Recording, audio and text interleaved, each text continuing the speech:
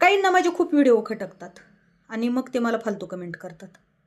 आता मला ह्याचा म्हणजे 100त 1-4-5 येतात फालतू कमेंट, पण मला ह्याचा प्रॉब्लेमच नाही. कारण तुम्हाला सांगू का, मला माहिती आहे मी ऑफिस सांभाळत व्हिडिओसुद्धा खूप वेळ काढते आणि त्यामुळं फालतू कमेंट वाचायला माझ्याकडं टाईमच नसतो.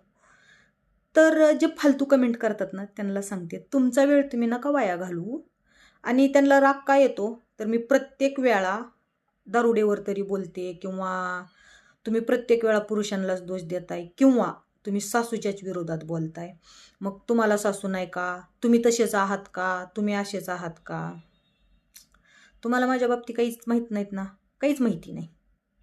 आणि तुम्ही किती जरी तर्क लावले मी कशी आहे, तर मी तुम्हाला कळणार नाही. आणि मी व्हिडिओ बनवते ह्याचा अर्थ असा नाही की माझ्या बाबतीतच हे सगळं घडलं म्हणून मी व्हिडिओ बनवते. एक आपापले विचार